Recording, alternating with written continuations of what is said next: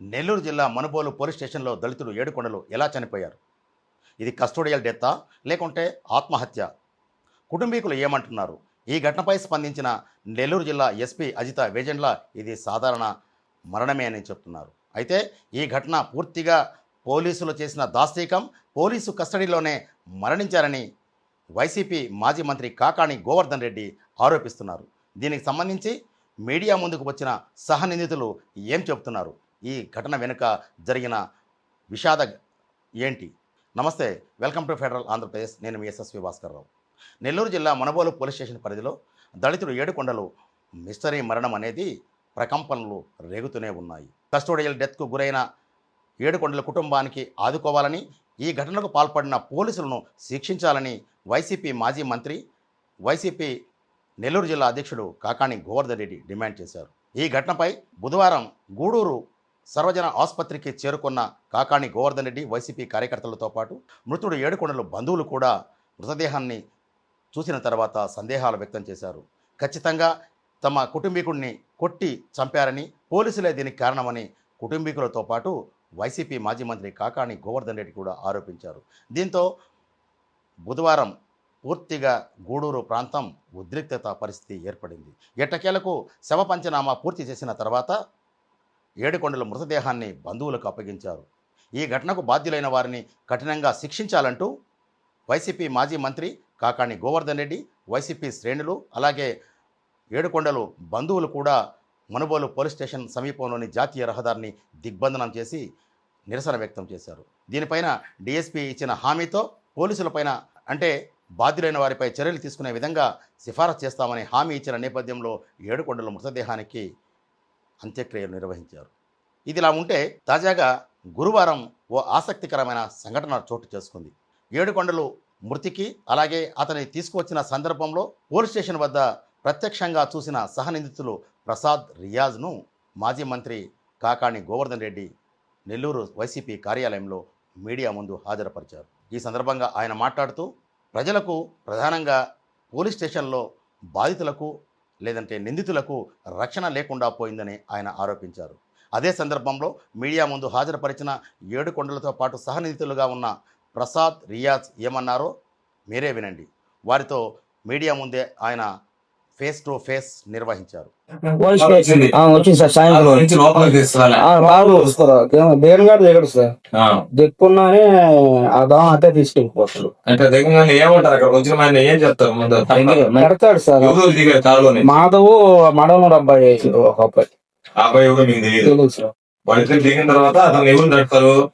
మడవనూరు అబ్బాయి తడతాడు సార్. ఏమని లేరా అని అంటాడు. లేకపోతే మాధవ్ పోయి రైట్ ని తీసుకొస్తాడు. రైట్ ని తీసుకొస్తే రైటర్ వచ్చి చూసి ఇంకా రిటర్న్ తీసుకుని గూడూరు సైడ్ వెళ్ళిపోతుంది. తర్వాత గంట సేపు మీరు వెళ్ళిపోండి అని చెప్పి మాకు సంతకాలు పెట్టించుకొని వైట్ పేపర్ మమ్మల్ని పంపించేసాం సార్. అక్కడ వాళ్ళని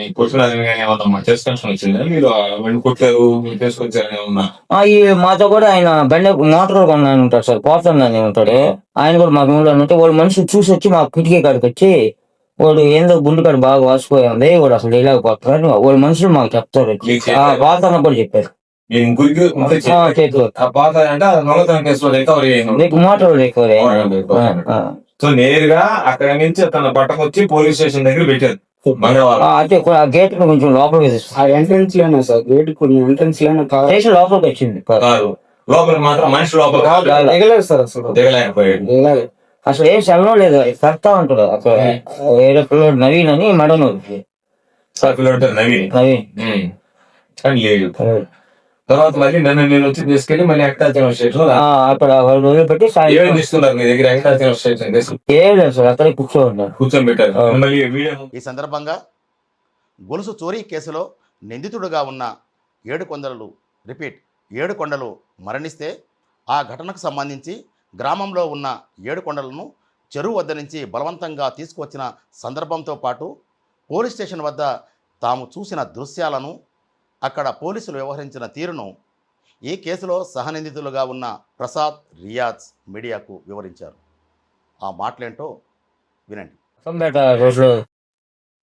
రోడ్లో తీసుకోవచ్చు సార్.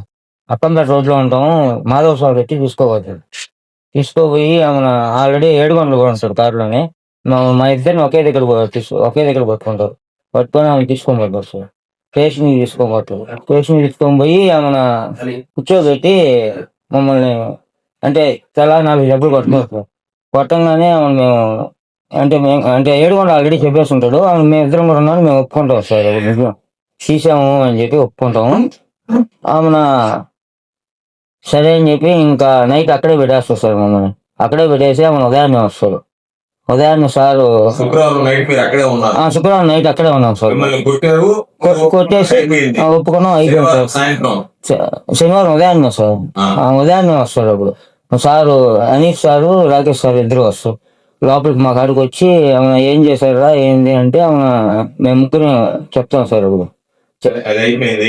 శనివారం సాయంత్రం ఎక్కడ ఉన్నారు మీరు అది చెప్పండి. శనివారం సాయంత్రం కూడా స్టేషన్లోనే ఉన్నాం సార్. శనివారం సాయంత్రం కూడా స్టేషన్లోనే ఉన్నాం. ఆదివారం శుక్రవారం శనివారం స్టేషన్ లో ఉన్నారు. స్టేషన్లో ఉన్నాం. ఆదివారం రోజు కూడా స్టేషన్లోనే ఉన్నాం సార్. ఆదివారం నైట్ ఇది వస్తువులు రికవర్ అయిపోతాయి. రికవర్ అయిపోయినాయని చెప్పి రిసీవర్ కూడా మాతో కూడా ఉంటాడు. ఈ సంఘటన పైన నెల్లూరు జిల్లా ఎస్పీ ఈపాటికే క్లారిటీ ఇచ్చారు. ఏడుకొండలది పోలీసులు చేసిన హత్య కాదని, అతను ఆత్మహత్యకు పాల్పడిన సందర్భంలో అనారోగ్యానికి గురైతే గూడూరు ఏరియా ఆసుపత్రికి తరలించి కుటుంబ సభ్యులకు కూడా సమాచారం ఇచ్చాము. అప్పటికే ఆయన మరణించారని, పూర్తిగా నిబంధనల ప్రకారం శవ పంచనామా నిర్వహించి ఏడుకొండల కుటుంబీకులకు శవాన్ని అప్పగించామని ఆమె చెబుతున్నారు. అయితే ఇది పూర్తిగా పోలీసులు ఈ కేసును తప్పుదారి పట్టించే ప్రయత్నమే చేస్తున్నారు. ఇందులో ఏమాత్రం వాస్తవం లేదు. ఈ ఘటనపైన పూర్తి స్థాయిలో విచారణ జరిపించాలని కాకాణి గోవర్ధన్ రెడ్డి డిమాండ్ చేశారు. మీడియా ముందు ఆయన మాట్లాడుతూ ఏమన్నారో ఆయన మాటల్లోనే వినండి. శుక్రవారమే, నేను ఇంకా శనివారం అని చెప్పి వాళ్ళు చెప్పే దాని ప్రకారం శుక్ర శని ఆది 3 రోజులు ఏడుకొండలు కూడా ఉన్నాడు. మీకు 3 రోజులు ఉన్నారు. వాళ్ళని కొట్టారు, సరే వాళ్ళు ఒప్పుకున్నారు. ఆదివారం రాత్రి వదిలిపెట్టారు. సోమవారం ఉదయం రమ్మన్నారు. వీళ్ళిద్దరు ప్రసాద్ రియాజు ఇద్దరు సోమవారం ఉదయం వెళ్ళారు. సోమవారం ఉదయం వెళ్ళిన తర్వాత ఆ సోమవారము వాళ్ళు ఏడుకొండలు రాలేదు. ఏడుకొండలని తీసుకుని వీళ్ళు అక్కడ ఉన్నప్పుడు వీళ్ళు కిటికీలో నుంచి చూసేటప్పుడే కారులో నుంచి తీసుకొచ్చారు. వీళ్ళు రూమ్ లో కూర్చొని ఉన్నారు. మంగళవారం మధ్యాహ్నం ఎన్ని గంటలప్పుడు? సుమారు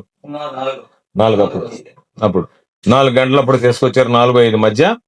ఆ తర్వాత అక్కడుండే అతను గుండె వాచింది అన్నాడు, దిగలేకపోయాడు, పక్కనుండే వాడు తట్టాడని చెప్పి చెప్తున్నారు. ఆ తర్వాత తీసుకెళ్లి 6 గంటలకి బాడీని అక్కడ హ్యాండ్ ఓవర్ చేశారు. దీన్ని బట్టే స్పష్టంగా వీళ్ళిద్దరూ పోలీస్ స్టేషన్ లో ఉన్నారా లేదా? నేను ఇందాక చెప్పింది అదే. పాపం వాళ్ళు వచ్చిన ఆయన అడిగారు, అయ్యా మాకేమి అబద్ధాలు చెప్పం, మేము జరిగినట్టే చెప్తాం, మాకేదైనా ఇబ్బంది లేకుండా చూడండి పోలీసు వాళ్ళతో అని చెప్పారు పాపం. కాబట్టి మేము చెప్పాం పోలీసు వాళ్ళతో మీకేం ఇబ్బంది ఉండదు, మీరు నిజాలు నిర్భయంగా చెప్పండి.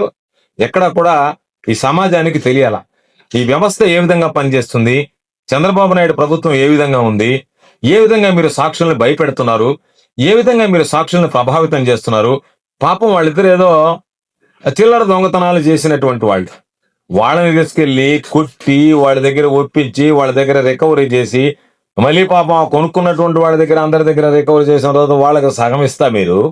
ఇటువంటి కార్యకలాపాలు సరైనటువంటివి కాదు. ఇదిలా ఉంటే మొత్తానికి విజయవాడలో గాది సాయికృష్ణ మిస్టరీ మరణం ఒక కొలిక్కి రాకముందే ఆ కేసు ఇంకా కోర్టులో విచారణ జరుగుతోంది. ఇదే సందర్భంలో నెల్లూరు జిల్లాలో తాజాగా ఏడుకొండలు అనే వ్యక్తి మనుబోలు పోలీస్ స్టేషన్లో అసహజ మరణానికి గురి కావడం అనేది సంచలనంగా మారితే, దీనిని అస్త్రంగా మార్చుకున్న వైసీపీ నాయకులు ప్రభుత్వాన్ని, ప్రధానంగా పోలీస్ శాఖను ఇరకాటంలో పెట్టే విధంగా ఏడుకొండల కుటుంబానికి న్యాయం చేసేందుకే తాము పోరాటం సాగిస్తున్నామని, ఇందులో ఎంతమాత్రం రాజీ పడే ప్రసక్తి లేదని వైసీపీ నాయకులు స్పష్టం చేస్తున్నారు. మొత్తానికి విజయవాడలో జరిగిన ఘటన తర్వాత నెల్లూరులో చోటు చేసుకున్న తాజా ఘటన అంటే దళితుడు ఏడుకొండలు కుటుంబానికి న్యాయం చేసేందుకే తమ ప్రయత్నం చేస్తున్నామని, ఇదే సందర్భంలో మనుబోలు పోలీస్ స్టేషన్ ఎస్ఐ హనీఫ్పై అనేక ఆరోపణలు ఉన్నాయని, గతంలో పనిచేసిన పోలీస్ స్టేషన్లో కూడా ఈయన ఇదే తరహాలో చిత్రహింసలకు గురి చేసిన సంఘటనలు ఉన్నాయంటూ మాజీ మంత్రి కాకాణి గోవర్ధన్ రెడ్డి గుర్తు చేశారు.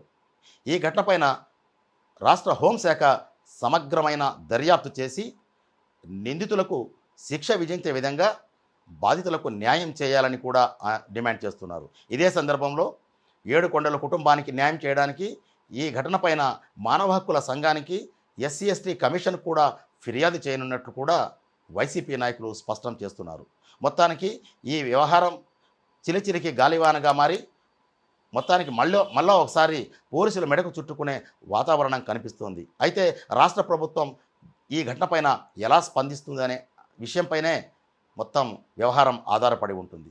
ఈ ఘటనకు సంబంధించి ఎలాంటి పరిణామాలు చోటు చేసుకుంటాయి, వైసీపీ దీనిని అస్త్రంగా మార్చుకొని రాజకీయంగా మరింత మంటలు పుట్టించడానికి ఎలాంటి పద్ధతులు అనుసరిస్తుందనేది కూడా ఆసక్తికరంగా మారింది. ఇది నెల్లూరు జిల్లా మనుబోలు పోలీస్ స్టేషన్ పరిధిలో జరిగిన ఘటనకు సంబంధించిన తాజా updates. SSV Bhaskarrao, federal correspondent, Tirupati.